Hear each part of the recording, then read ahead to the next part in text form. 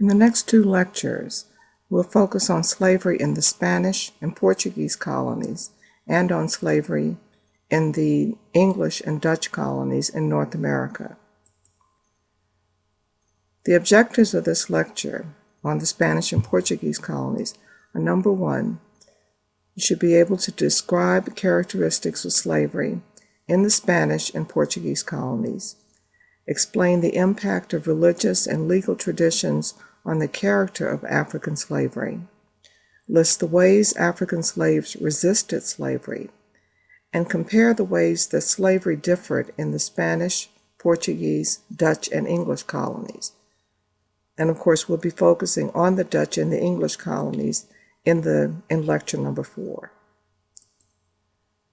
Africans were first brought to Spain and Portugal before the beginning of the transatlantic slave trade, after those initial contacts when Portugal was exploring around the coast of Africa. Remember, in an earlier lecture, I mentioned that some Africans were brought back to Portugal and eventually found their way into Spain, beginning in the mid to late 1400s.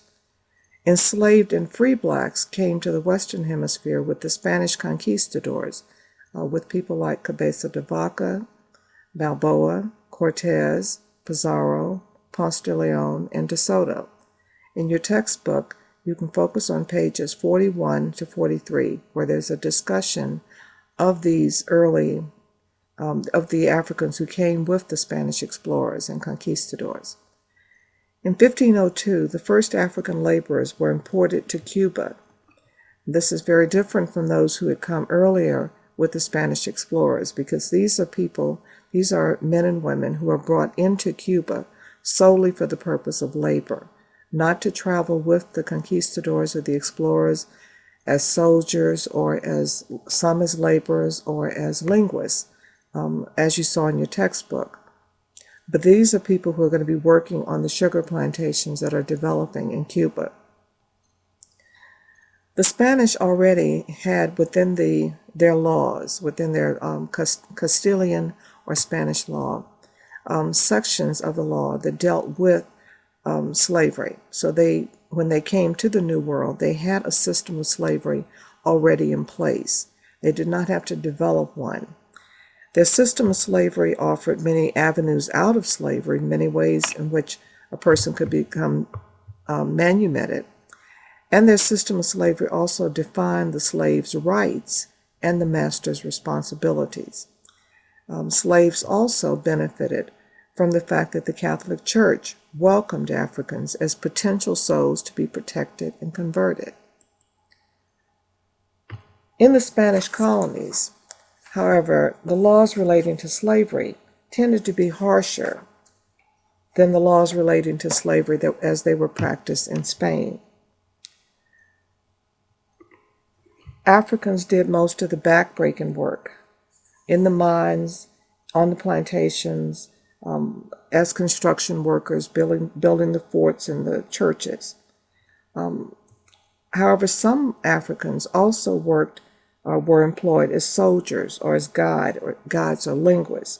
In your textbook, the story of Esteban and of the other Africans who also travel with the explorers, who are not necessarily traveling in a capacity of slave laborers working on plantations. These are men who might be enslaved, although some might also be free, but they might be enslaved. But they are not necessarily treated as slaves. Remember the story of Esteban, who actually goes out on his own as an explorer among the Indians in the Southwest, the American Southwest. The laws in the colonies were designed to protect the colonists from the slaves, but again, they also granted certain rights to the slaves and recognized certain responsibilities that the owners had to the slaves. Enslaved Africans mingled with and created families with Native Americans, and on some occasions also with Spanish and Portuguese settlers. And out of these minglings or comminglings, there developed 4 principal groups of blacks within the colonies, and they represented degrees or the character of the relationships that were emerging between the Africans, the Spanish, the Portuguese, and the Native Americans. The first of these groups were the Ladinos. These were blacks who were born in Africa, but who had spent some time in Spain, Portugal, or eventually in the colonies. They were Christianized and familiar with European culture. They might also have been some of those African Creoles that we saw earlier in one of the slides or one of the lectures. People who had a great deal of familiarity with European culture because they were coastal peoples. They were living in the West African seaport cities and had early relationships with the Spanish and the Portuguese. But as the slave trade changed hands, they might find themselves enslaved and brought to the New World. The second group were the Bozales. These were people who were born in Africa and sold directly to the Spanish colonies and had, as a result, no familiarity with European culture. So the Ladinos have familiarity with European culture, the Bozales do not. The third group are the Zombos, and these are products of Spanish Indian or African Indian relationships. And then the fourth group are the Creoles. These are people who are born in the Americas. They are more familiar with European or colonial culture. But they have no direct knowledge of a particular African tribal culture because they are, in a sense, second generation slave population who are products or they are native to the Western Hemisphere. Let's take a look at some common features of slavery in the Spanish and the Portuguese colonies. And in this case, when I say the Portuguese colony, I mean particularly Brazil, of course. And the Spanish colonies, we're looking at the colonies in the Caribbean and colonies in South America. In both of these areas, or all of these areas, colonies of different European nations, but they are in the same areas of South America. The common features include the practice of renaming, and the names of the slaves reflected the origin. Where is this person coming from? Let's say if this person is a Ladino, so that his name might be Juan Angola, which would reflect the fact that he was from the Portuguese colony of Angola in South America. Portuguese colony of Angola on the west coast of Africa. They reflect conversion to Christianity. The names might, in some way, you might have a slave whose name was Maria, named for Mary. And the occupation that the slave was involved in.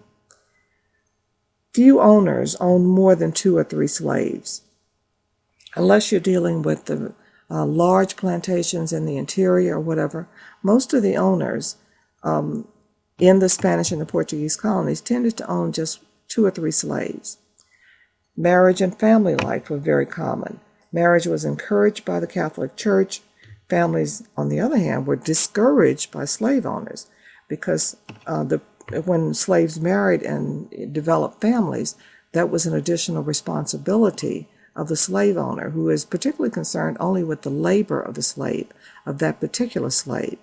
And in the Spanish and the Portuguese colonies, what you see developing is a system where the way in which the slave population is replenished or is expanding is through the constant importation of new Africans, a new African population from Africa itself, rather than encouraging the development of a native population that will develop in the Western Hemisphere. Another common feature is polygyny and concubinage. And this is in terms of marriage relationships. And of course, this is something that the church is going to frown on, but it is something that was developing. And in many ways, this is a reflection of an African tradition that carries on into the Western Hemisphere. Polygyny meaning A man can have more than one wife. Concubinage, arrangements between men and women that are based not on any kind of marriage that is recognized by the church or by the civil government, but on simply some kind of sexual relationship that is developing. Concubinage might also be known by the term amancebado or amancebado relationships. Religion was encouraged. African slaves were encouraged to convert to Christianity, although many of them did not in that first generation, the first group who were brought over. The Portuguese and the Spanish had a practice of just wholesale baptisms of cargoes of slaves as they were leaving the west coast of Africa. So in theory, those Africans who came into their colonies came in as members of the Catholic Church with the protections of the Catholic Church. However, that wasn't always something that was recognized by slave owners. Let's say, for example, that there are religious holidays, feast days within the Catholic Church.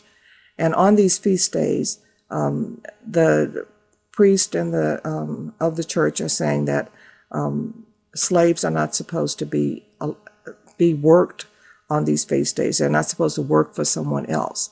Well, owners might just simply ignore this, or slaves might decide that even though they weren't going to work for their owner, they might decide that they will work anyway and be paid for this. And in that way, they accumulate funds which they might use to eventually purchase their freedom.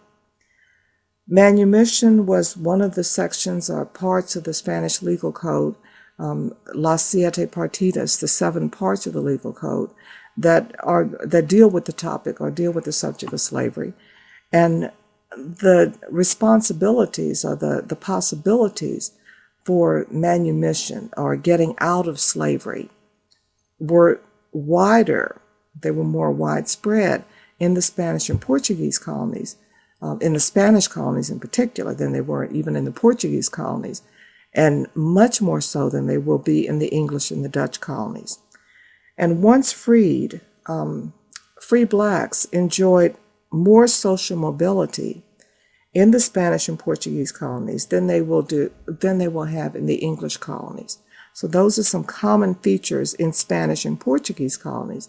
And you can begin to see that these are some things that will be very different. They will be a part of this comparison or this contrast that you're going to see emerging later in the English and the Dutch colonies. Now, I don't want to paint too rosy a picture of slavery in the Spanish and Portuguese colonies. Even though there were many more ways in which slaves might gain their freedom, even though once free they might have an easier time being incorporated into the societies in these colonies, slaves in the Spanish colonies were still worked extremely hard. Conditions that tended to shape the character of slavery and slave culture in these Spanish and Portuguese colonies included the climate, the crops that were produced, the size of the slave population. Resistance to the authority of owners or government depended on some of these same factors.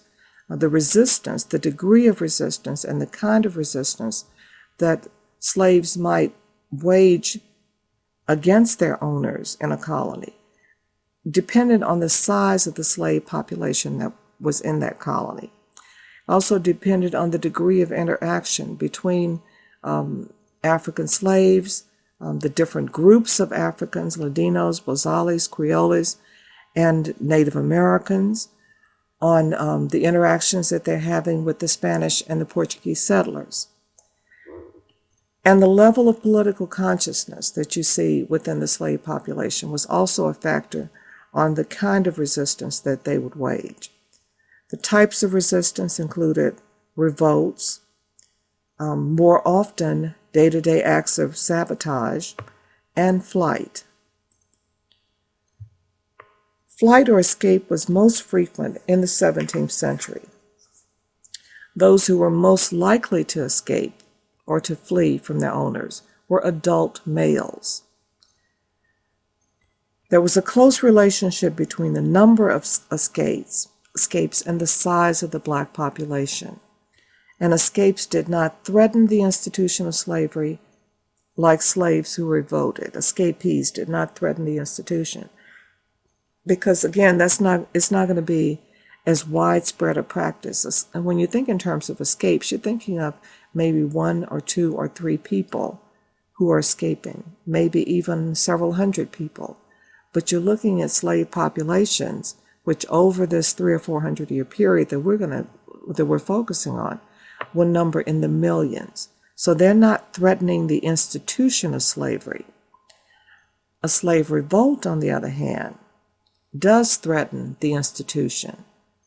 It undermines the authority of the system of slavery.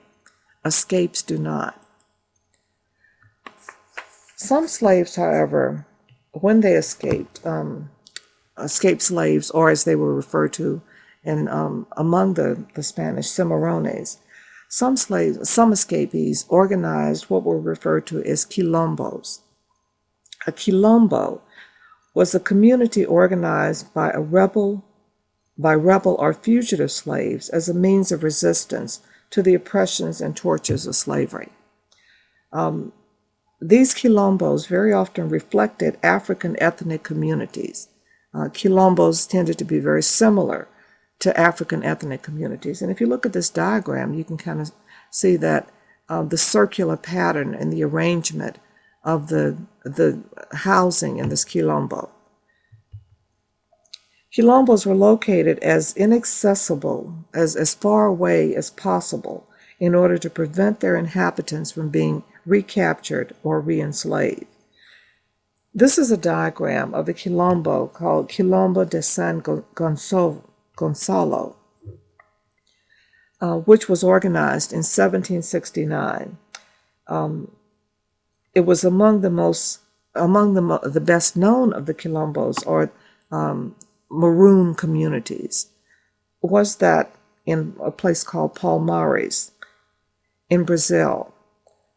It lasted for most of the 1600s. This was a community of escaped slaves that had gone into this kind of remote region in Brazil and had gathered together, and the community, the Cimarrones or Quilombo community, just expanded and expanded as more escaped slaves joined this group.